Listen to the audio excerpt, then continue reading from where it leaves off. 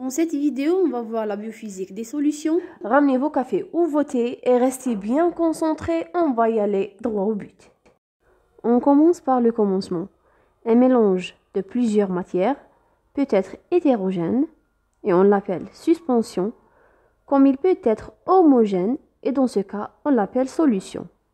Quand on dit solution, on a l'impression que c'est un liquide, mais en vrai, une solution peut être solide comme elle peut être fluide, sachant que l'état fluide englobe l'état gazeux et l'état liquide. En fait, une solution est un mélange de deux ou de plusieurs matières, dont le plus abondant est appelé le solvant, et le reste sont des solutés qui vont dissoudre dans le solvant. Une solution est caractérisée par la nature et la quantité de ses composants. Donc, à partir de ces derniers, on peut classifier les solutions. On a bien dit qu'une solution est constituée de solvants et de solutés. Donc, dans le cas où les solutés sont des ions, on dit que la solution est une solution électrolytique. On prend l'exemple du sel dans l'eau, où le NaCl va dissoudre dans l'eau et donne des ions de Na+Cl-. Par contre, si on met du sucre dans l'eau, on va avoir une solution moléculaire, neutre, parce que le sucre est constitué de molécules de saccharose, donc il n'y aura pas une ionisation de ce dernier, ce qui va nous donner une solution neutre, sans charge.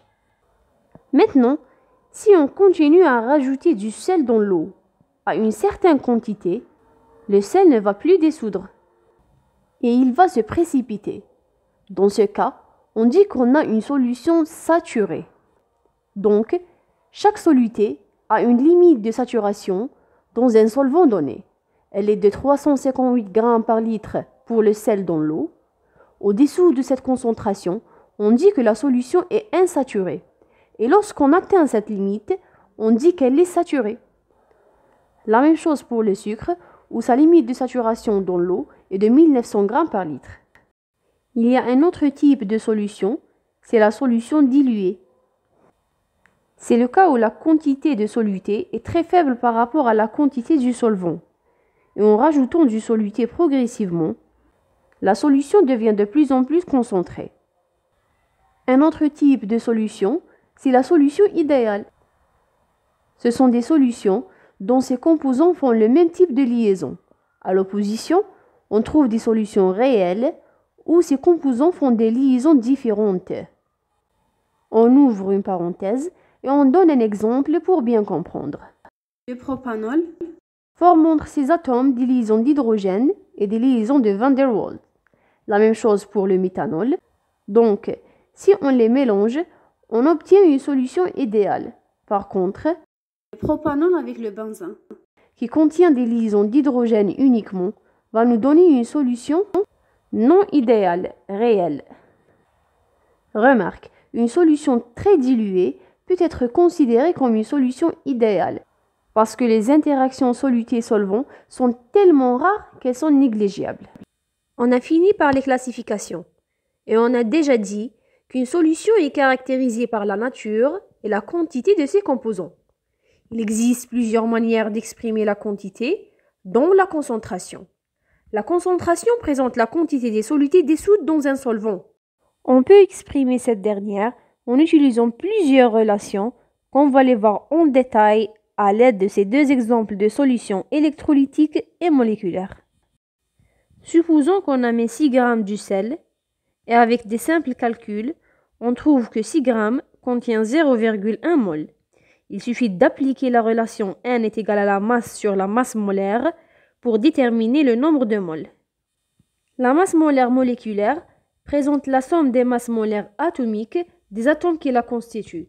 Donc la masse molaire du NaCl est égale à la masse molaire du sodium plus la masse molaire du chlore. Le volume de cette solution est de 0,5 litres.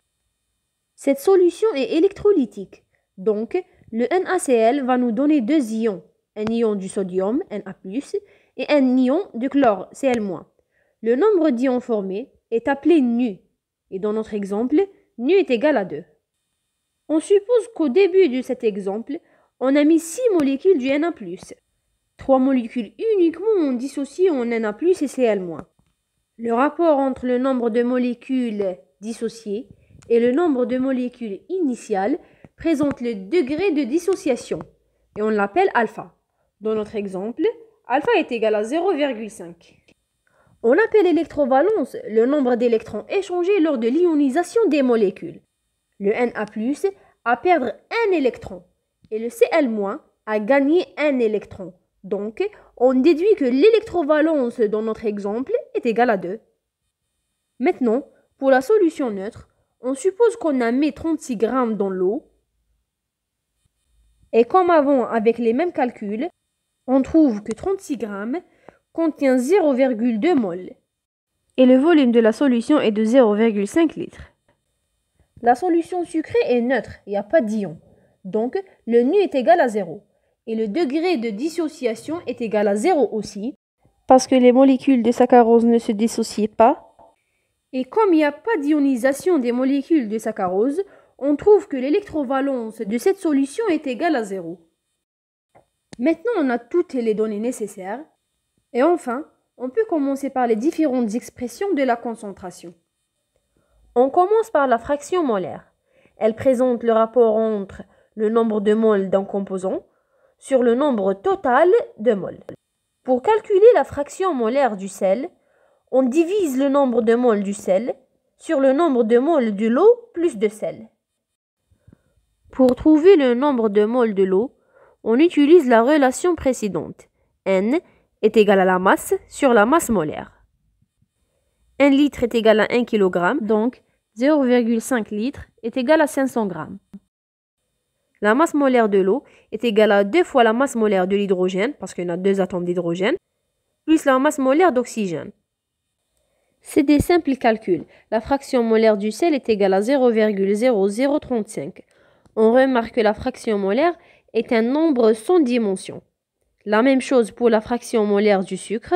On applique la même loi et on trouve 0,07. La deuxième expression de la concentration est la concentration pondérale. Elle présente le rapport entre la masse du soluté et le volume de la solution.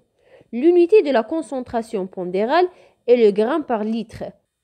On applique cette loi sur nos deux solutions et on trouve la masse du sel est de 6 grammes divisé par le volume de la solution 0,5 litres et ça nous donne 12 grammes par litre. La même loi pour la deuxième solution et on trouve 72 grammes par litre. La troisième expression de la concentration est la concentration molaire. C'est le rapport entre la quantité de matière du soluté et le volume de la solution. L'unité de la molarité est le mol par litre. On calcule pour la solution salée la quantité du mol du sel 0,1 divisé par le volume de solution qui est 0,5 litres et on trouve 0,2 mol par litre. On applique la même loi pour la solution sucrée et on trouve 0,4 mol par litre.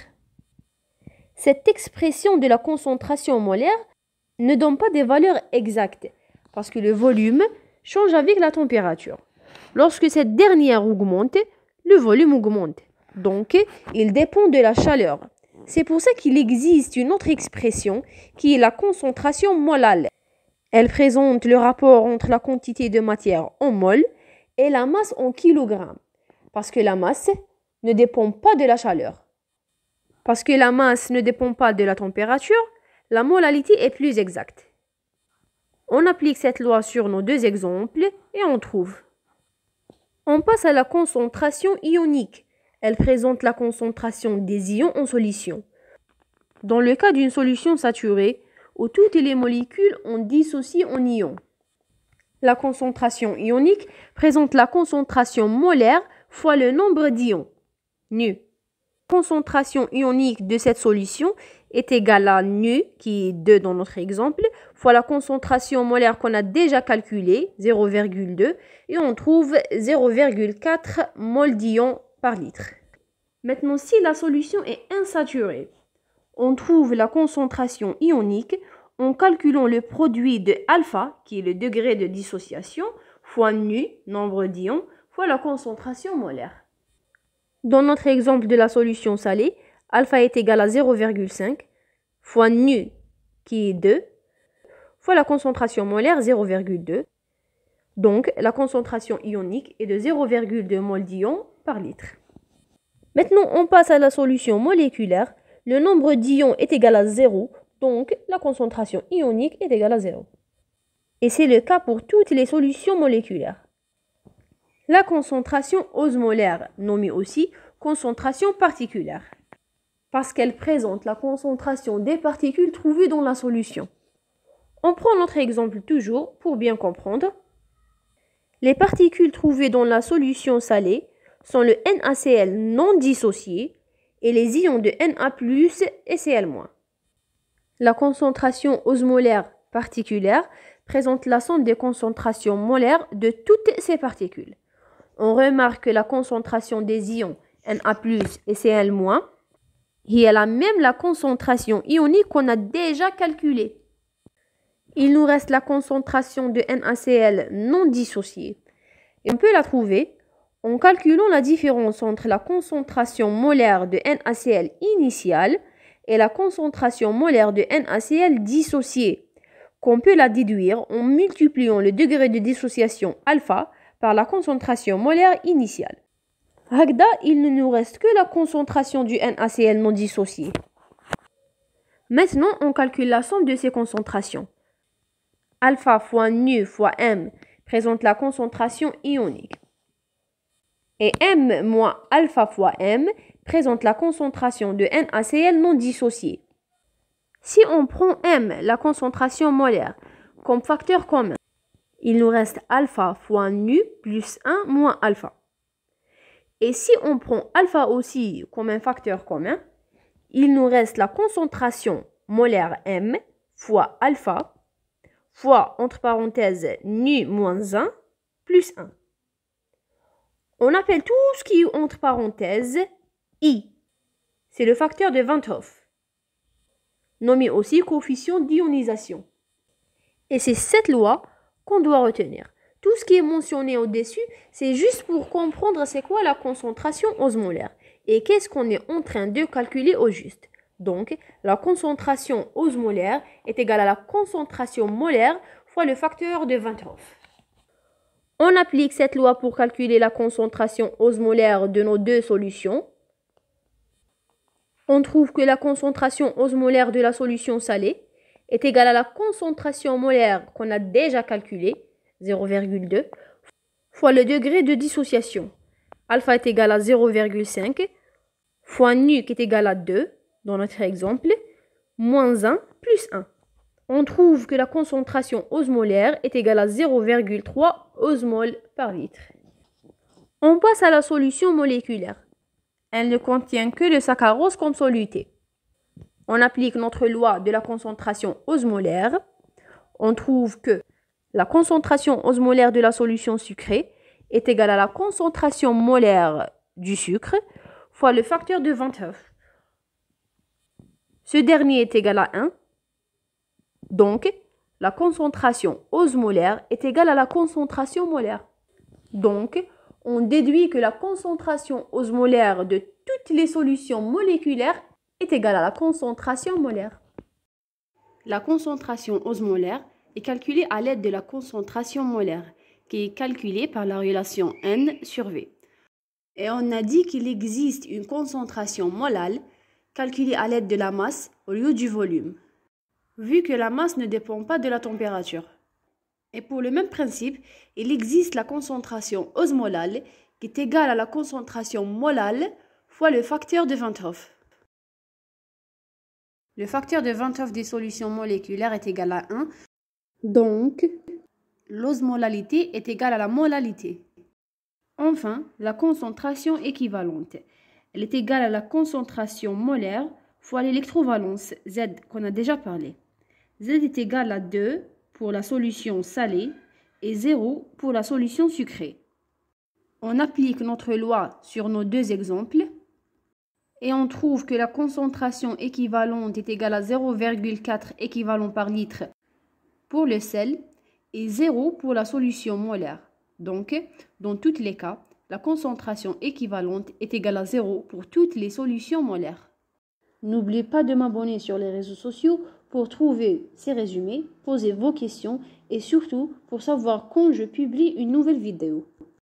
Vous allez aussi trouver une petite vidéo qui a une correction de l'examen de l'année passée de la faculté d'Alger. La partie des solutions.